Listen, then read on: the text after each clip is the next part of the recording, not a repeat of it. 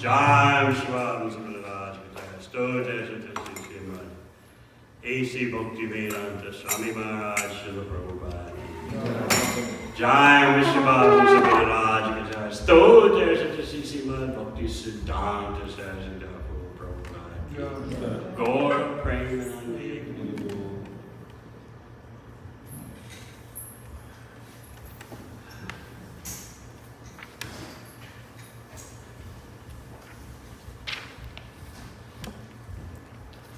Om Namo Bhagavate Vasudevaya. Om Namo Bhagavate Vasudevaya. Om Namo Bhagavate Vasudevaya.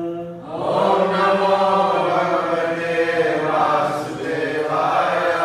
Om Namo Bhagavate Vasudevaya.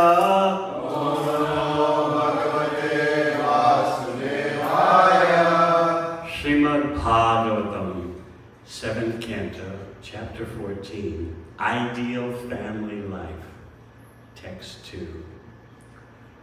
Sri Narada Uvacha, Griheshva Vastito Rajan, Kriya Kurvan Yatochita, Vasudevapanam Sakshat, Upasita Mahamunin,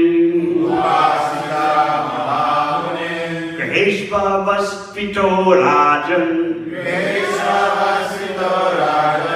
Kriya Kurvan Yatochita, Vasudevapanam Sakshat, Upasita Mahamuni, Griheshva Vastito Rajan, Kriya Kurvan Yatochita,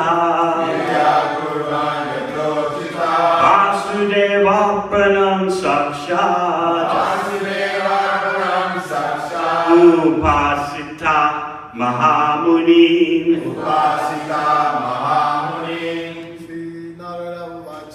Sri Narada Uvacha, Griheshva Vasito Rajan, Kriya Kurvan Yatochita, Vasudevapanam Sakshat, Upasita Mahamuni. Sri Narada Uvacha, Griheshva Vastito Rajan, Kriya Kurvan Yatochita, Vasudevapanam Sakshat, Upasita Mahamunim, Sri Narada Uvacha, Griheshva Vastito Rajan, Kriya Kurvan Yatochita,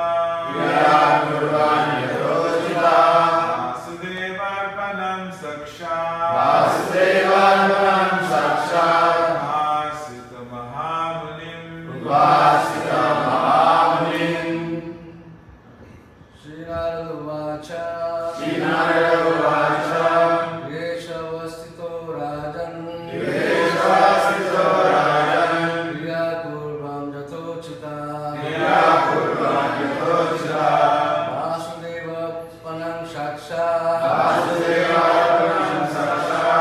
Upasita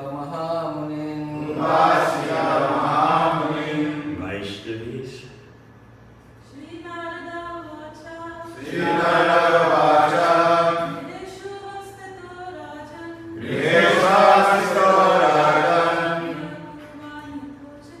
Kriya Kurvan Yatochita, Vasudevapanam Sakshat, Upasita Mahamuni. Sri Narada Uvacha,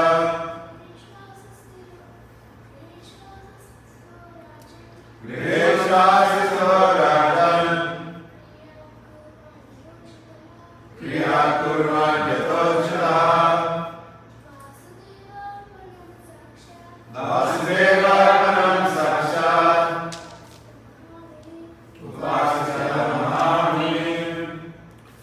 Sri Narada Uvacha. Sri Narada Uvacha. Sri Narada Muni replied. Sri Narada Muni replied. Griheshu. Griheshu. At home. At home. Avastita. Avastita. Staying. Staying. A householder generally stays home with his wife and children. Householder generally stays at home with his wife and children. Rajan. Rajan. O king. Okay. Kriya. Kriya. Activities. Activities. Kurban. Kurban. Performing. Performing. Yatojita. Yatojita. Suitable. Suitable. As instructed by the Guru and Shastra. As instructed by the Guru and Shastra. Vasudeva. Vasudeva. Unto Lord Vasudeva. Unto Lord Vasudeva. Arpanam. Arpanam. Dedicating. Dedicating. Sakshat. Sakshat. Directly. Directly. Upasita. Upasita. Should worship. Should worship. Mahamuni. Mahamuni. The great devotees. The great devotees. Narada Muni replied, My dear king, those who stay at home as householders must act to earn their livelihood, and instead of trying to enjoy the results of their work themselves, they should offer these results to Krishna, Vasudeva. How to satisfy Vasudeva in this life can be perfectly understood through the association of great devotees of the Lord. Purport. The format for Grihastha life should be dedication to the Supreme Personality of Godhead. In Bhagavad Gita 6.1 it is said, Anashrita karma palam karyam karma karotiyaha satsanyasi cha yogi cha na nirlagnir nachakriyaha. One who is unattached to the fruits of his work and who works as he is obligated is in the renounced order of life, and he is the true mystic, not he who lights no fire and performs no work. Whether one acts as a brahmachari, girihastha, vanaprastha, or sannyasi, he must act only for the satisfaction of the Supreme Personality of Godhead, Vasudeva, Krishna, the son of Vasudeva. This should be the principle for everyone's life. Narada Muni has already described the principles of life for a brahmachari, vanaprastha, and sannyasi. And now he is describing how a grihastha should live. The basic principle is to satisfy the Supreme Personality of Godhead. The science of satisfying the Supreme Lord can be learned as described here. Sakshat upasita mahamunim. The word mahamunim refers to great saintly persons or devotees. Saintly persons are generally known as munis, or thoughtful philosophers concerned with transcendental subject matters. And Mahamuni refers to those who have not only thoroughly studied the goal of life, but who are actually engaged in satisfying the Supreme Personality of Godhead, Vasudeva. These persons are known as devotees.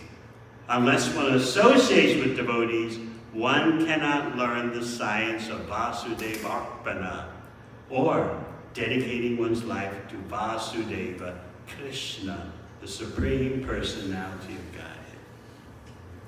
In India, the principles of this science were followed strictly.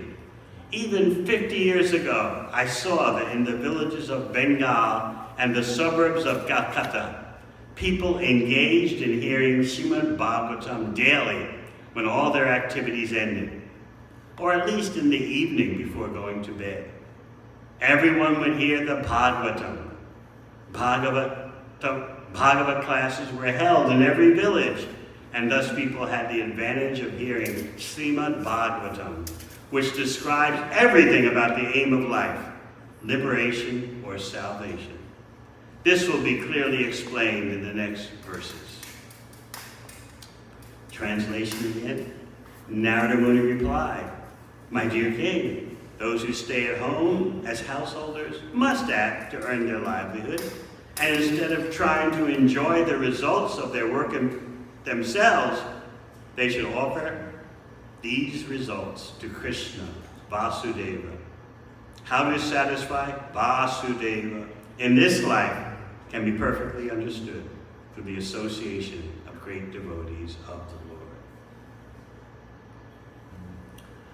Om Jnana Chimarandasya Jnananjana Shalakaya Chakshurmilitam Yena Tasmai Shri Gurave Namaha. Jai Shri Krishna Chaitanya Prabhu Nityananda Shri Advaita Gadadhara Shri Vasali Gaura Bhakta Hare Krishna, Krishna Krishna, Hare Hare, Hare Rama, Rama Rama, Hare Hare.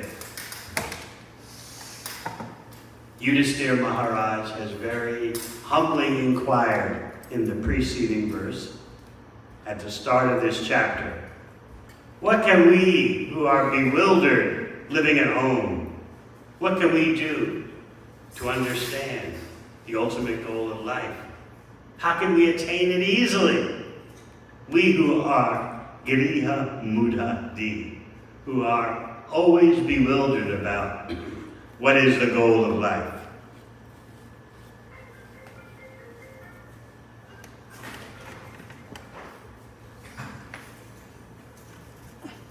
We were speaking last night about how people will acknowledge life is a journey.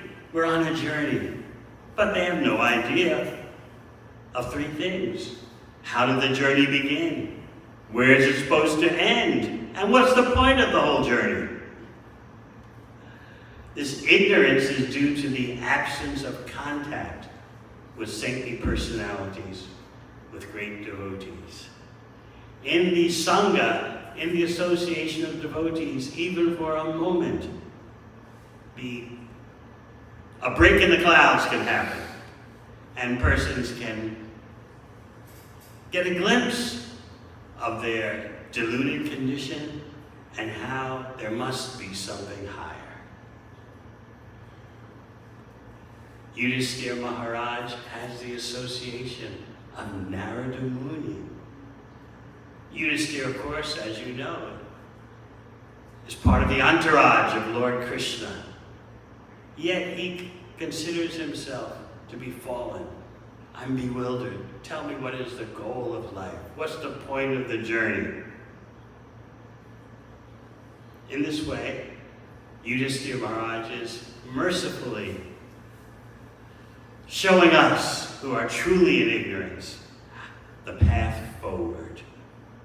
And this is what people so much lack today, the path forward. They're bewildered on all sides more than ever in the name of progress. The latest term is the polycrisis.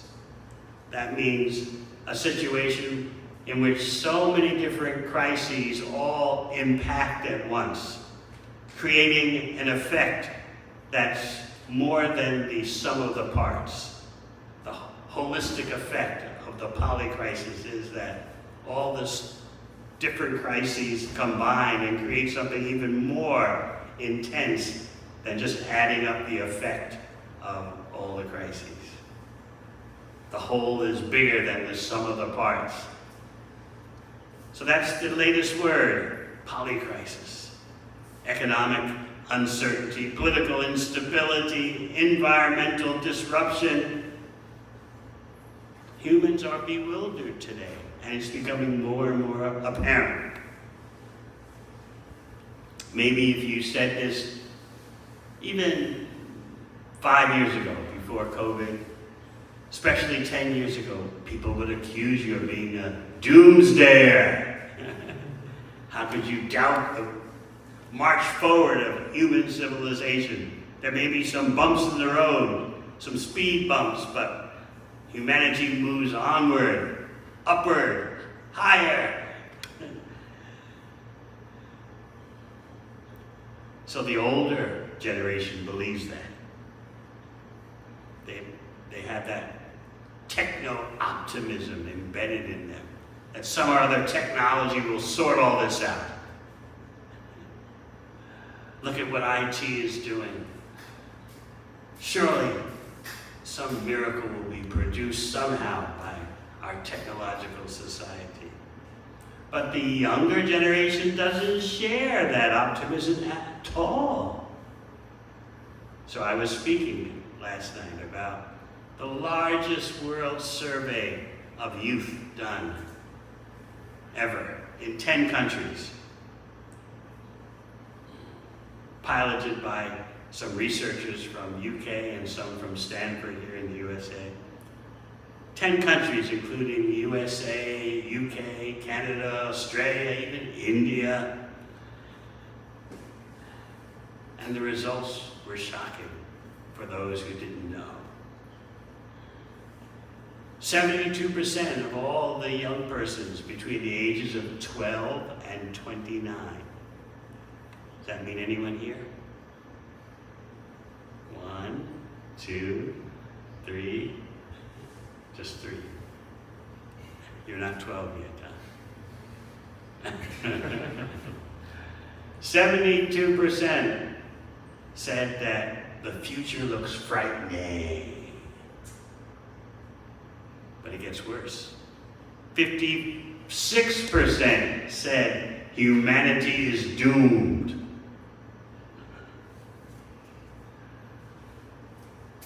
And 33% were wondering, what's the point in even thinking of having children in the future? Who wants to bring up a child in such a disrupted world? And then the question was asked, will the government do something about it? Will it save the day? The highest percentage of that, of young persons who said yes, the government can do something about it, was 71%, India. And the lowest was the USA. So somehow the young people in India, I guess they're yearning for the Raj.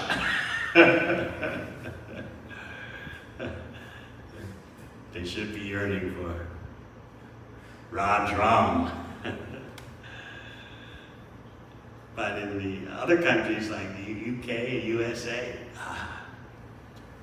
the youth are very disappointed that these guys, these older generation and their leaders, they're doing nothing except causing more problems. So they're panicking. Where is human society going? How will all this pan out? You can see, even in Hawaii, Srila Prabhupada said, if there's one place in this world that you might call heaven, it's Hawaii. And now, look, the wildfires in Maui, over 1,000 homes burned, death count mounts daily. If you've ever been to Hawaii, you would think, how could such a disaster happen in such a tranquil place?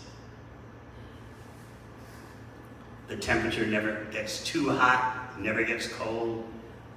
Every afternoon, before climate disruption that is, every afternoon a sea breeze would blow, laden with droplets of moisture, and cool you down in the afternoon, give you a pleasant feeling on your skin.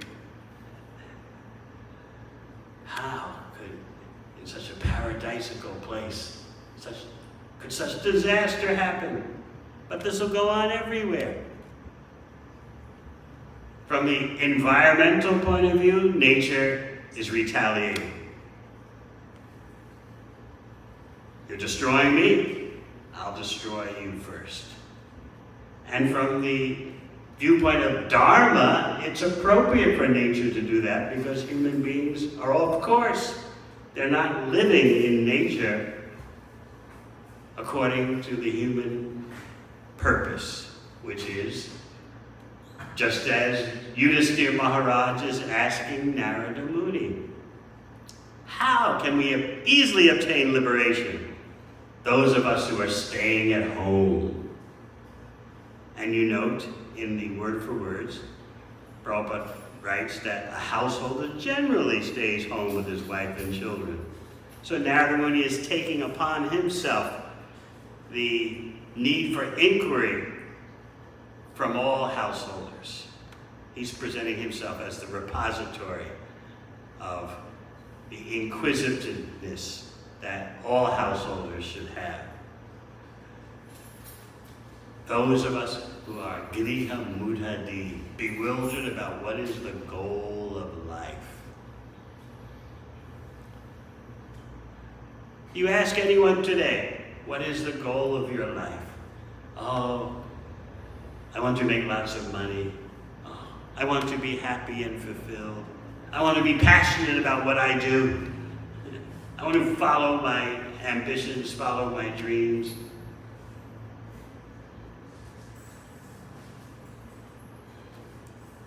But no one knows what is the point of all this, what is the goal of all this. And therefore, how can any of their so-called goals have any meaning when there's no connection to the ultimate goal of life? So Narada Muni is replying, my dear king, those who stay at home as householders must act to earn their livelihood. So often at programs, we get the question, well, Swami, you've spoken very nicely, but what about those of us in the real world who have to earn money and support ourselves, support families? What about us? You should point out to them, don't be so quick to anoint your version of existence as the real world.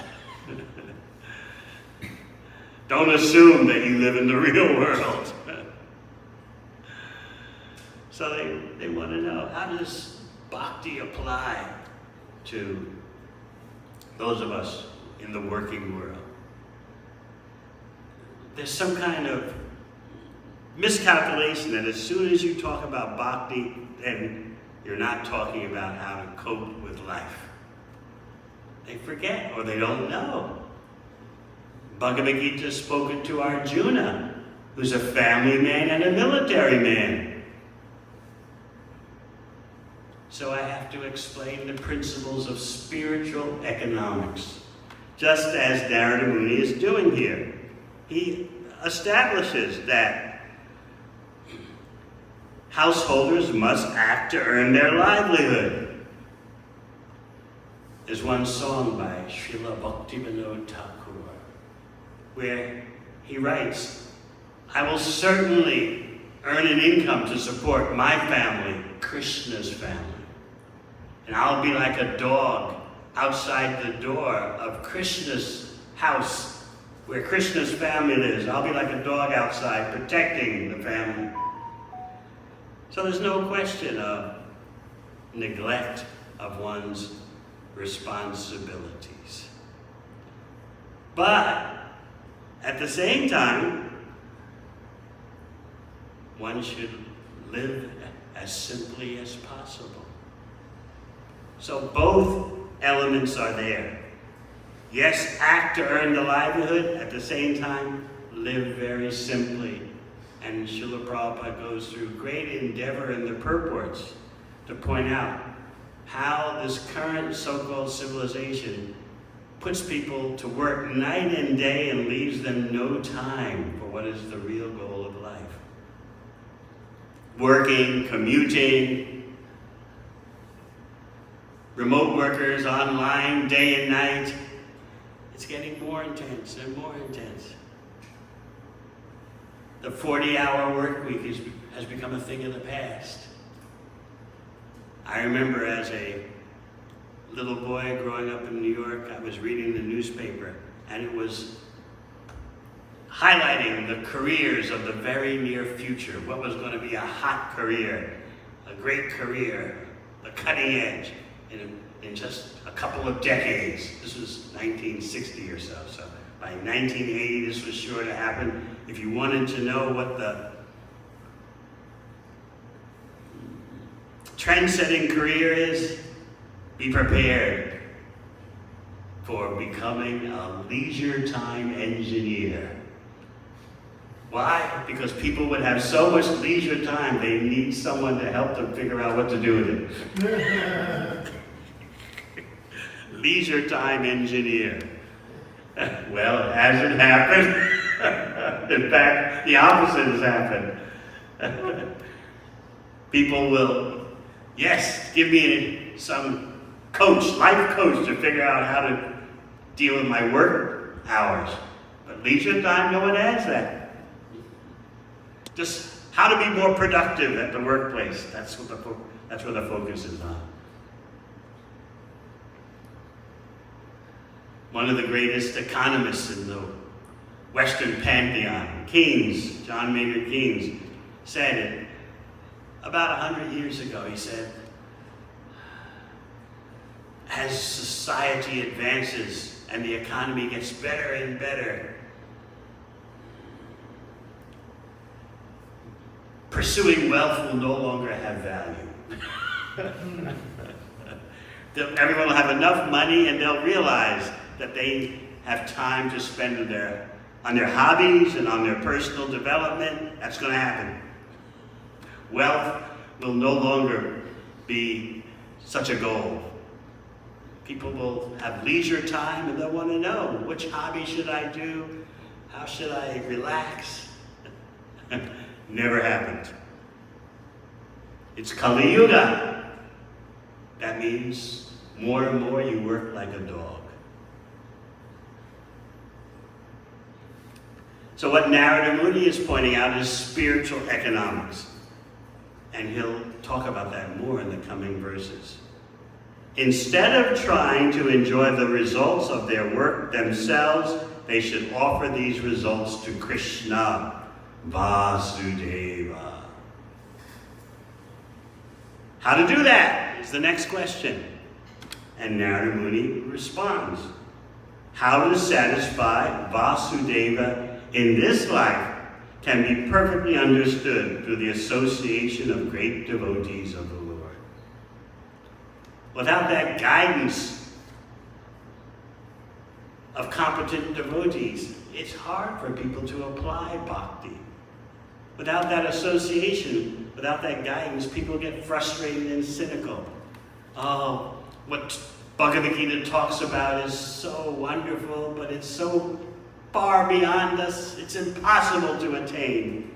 And then they get a little angry. Why has Krishna spoken about such a beautiful system, yet it's so impractical and unattainable by those of us who are in the working world, those of us who are in the family world? They can feel such frustration because of a lack of guidance. Bhakti is a guidance culture, as I always try to point out.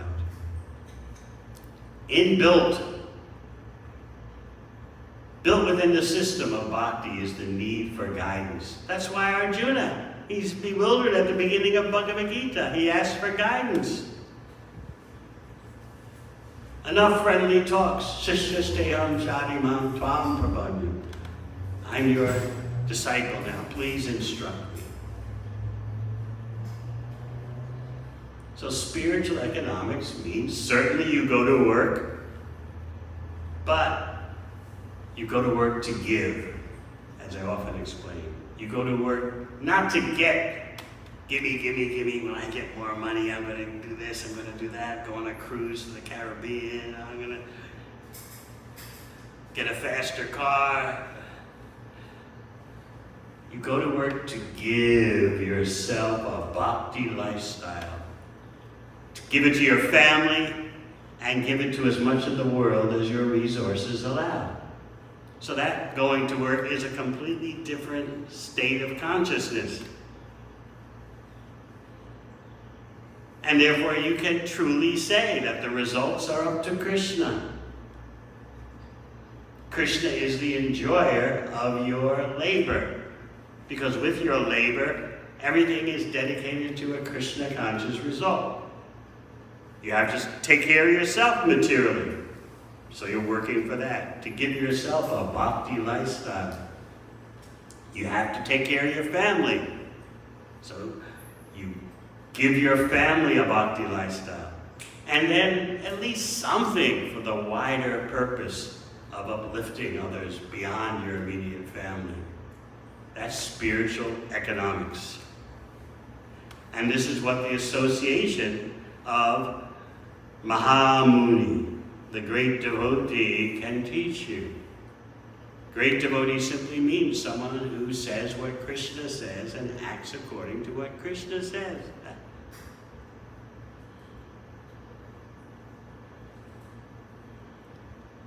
So Prabhupada starts off the purport by saying the format for Grihastha life should be dedication to the Supreme Personality of Godhead.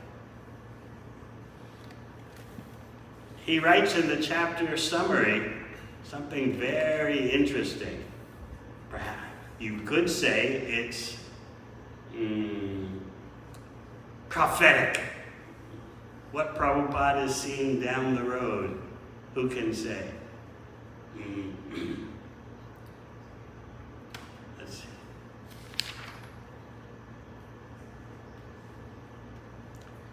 Specifically, a grihastha should engage in agricultural activities to earn money. You all ready for that? Who knows what Prabhupada is seeing down the road? We take society as it is now to be that it'll endure. It'll always be like the way it is now. Although, was it in Atlanta, I believe, where Prabhupada was walking out around and pointing to the tall buildings and saying what?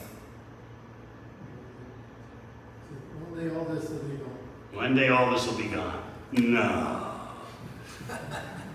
Can never happen. So similarly, we respond in the same way to specifically, a grihastha should engage in agricultural activities to earn money. As stated in Bhagavad Gita, Krishi Goraksha Vanijam, agriculture, cow protection, and trade are special duties of grihasthas. If by chance or by the grace of the Lord more money comes, it should be properly engaged for the Krishna conscious movement. One should not be eager to earn more money simply for sensual pleasure. A grihastha should always remember that one who is endeavoring to accumulate more money than necessary is to be considered a thief and is punishable by the laws of nature. So even in the chapter summary, there's so much information. And we shouldn't think that, oh, the way things are now, it'll always be that. It'll always be like that. So many generations have thought like that.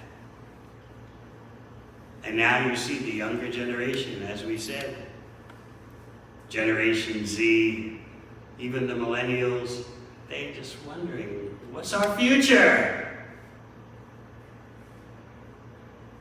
Where's the boomers? Those in my generation,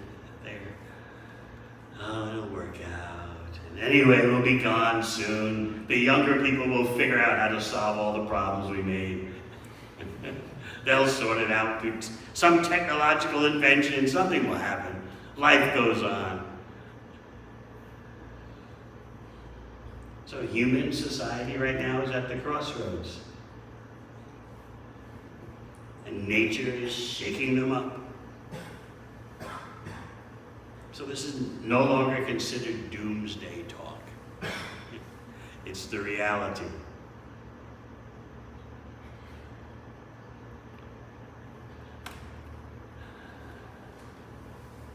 Sometimes it's said that ISKCON in the 70s, 80s was ashram based. Now it's congregational based. We assume that every situation is going to always be the way it is. It was always going to be ashram based. Or it was always going to be congregational based. The next phase could be refugee based. Climate refugee, war refugee.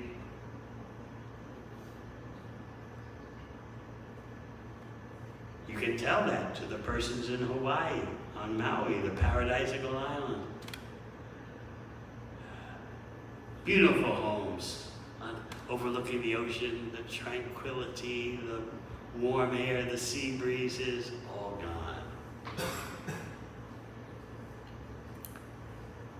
So you might say, well, they've got money, they can just build again, right?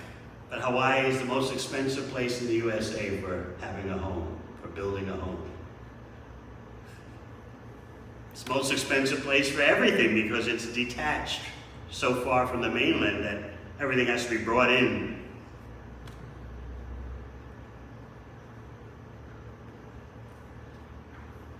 Your fossil fuels, so many products, all the essentials have to be essentials as considered by current society. All have to be flown in, shipped in. So these people know that unless they're extraordinarily wealthy, they're not going to be able to pick themselves up. So no longer is pointing this out considered doomsday talk. You're a doomsdayer, doom and gloom. Be positive. Tell that to nature. At the end of the purport, we hear about traditional life in India, the ideal. In India, the principles of this science were followed strictly, even 50 years ago. So Prabhupada is talking about even around 1925, the year.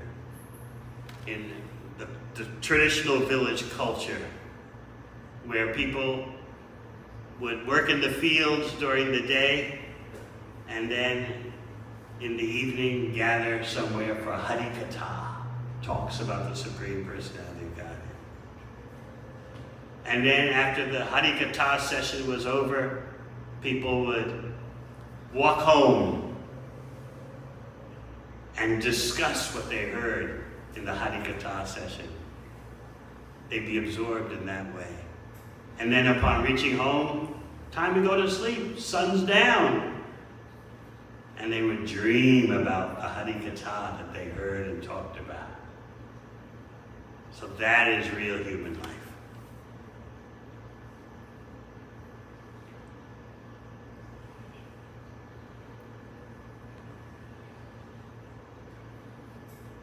What we can understand for our existence today is that whenever you get an opportunity to hear and chant about Krishna, you should be not simply proactive, you should be aggressive, you should seize that opportunity.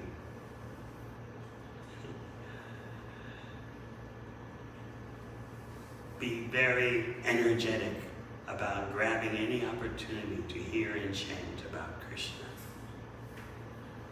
That kind of eagerness is the blessing of the Supreme Personality of Godhead.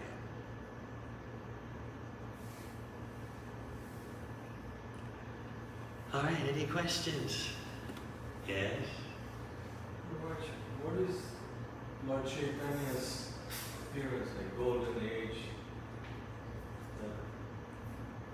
supposed to be in the Kali Yuga? The whole earth will become Hawaii. No, golden age means you can go back to God very easily by chanting Hare Krishna. Doesn't mean materially everything is going to be like paradise. It's like there's a rainstorm going on, but you're having an umbrella and you're under the umbrella. Even though the rain is downpouring like anything, you're safe under the umbrella. So that's Lord Chaitanya's golden age within Kali Yuga. Amidst all the mayhem, you can still achieve the perfection of life and chant Hare Krishna and go back to Godhead. Krishna conscious. I saw a little video interview where Obama is keeping Hanuman in his pocket and he says, praying to Hanuman for strength every day. So things like that mean like Krishna consciousness will spread like far and wide. As long as the core remains pure, Krishna consciousness will increase. At the same time, you can see the world is becoming more and more disrupted. Usually, according to sociologists, what happens in such crisis situations is polarization. Some people become worse, and some people become better. The wishy-washy middle breaks apart when there's a catastrophe. You see the best qualities of human beings come out, and you see the worst.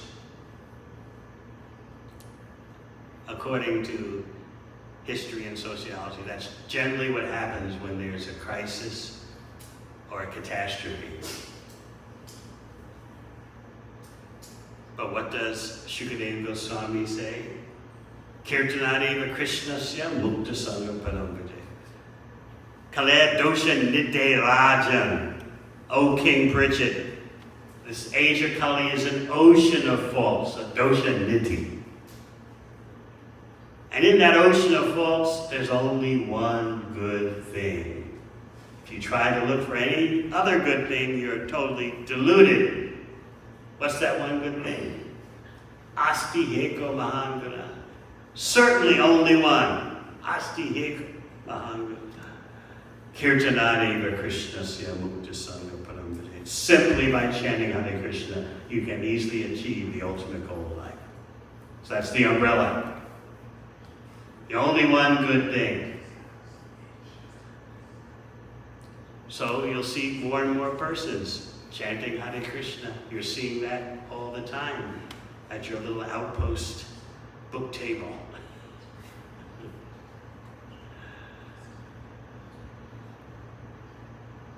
Persons you never expected are taking full sets of Srimad Bhagavatam, thanking you for it.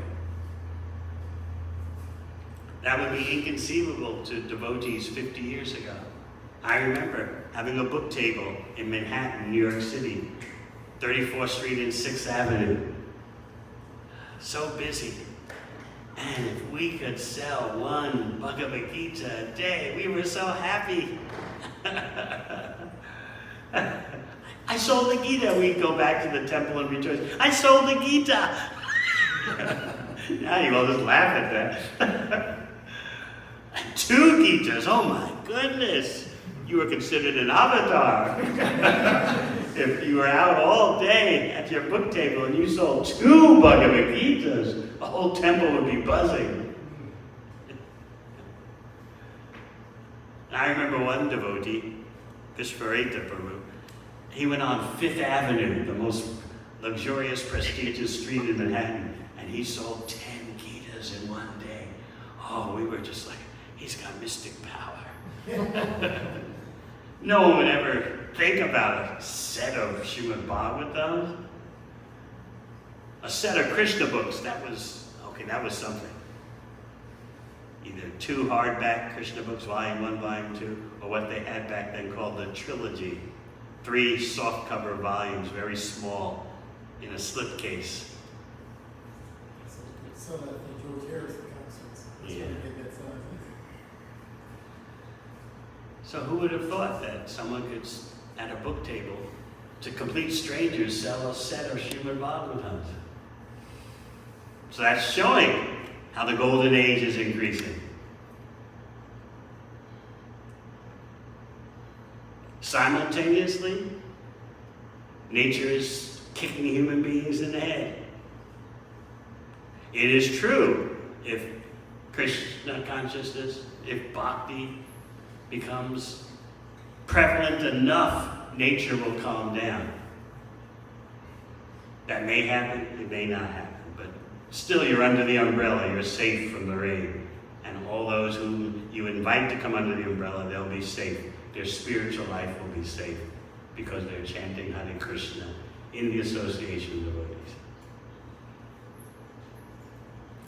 Anything else? Thank you for nice one, Maharaj. This one, if I'm not mistaken, Prabhupada said that if the Hare Krishna movement prevails more and more, then the war and the disaster can be... Then what? War War? can be pushed back. And later he said, They have these weapons, these nuclear weapons, they must be used. He said it's not, you don't have to be an astrologer to understand that. Weapons mean they will use them. Devotee said, well, didn't you say before, just like you said, that the war can be avoided if people become Krishna conscious? And Prabhupada just replied, if they're nuclear weapons, they'll be used. So there is a chance of using nuclear. Huh? There is a chance of using nuclear in the war. Why not? Everyone's got them. Didn't he say Krishna made these weapons? I don't know about that.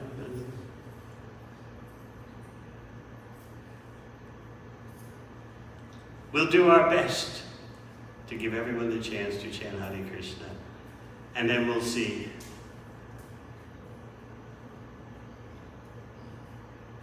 But the main thing is we chant Hare Krishna and inspire others to chant Hare Krishna. But you think the increase of preaching goes on around the world, you think these things can be avoided, as Prabhupada said? It is possible.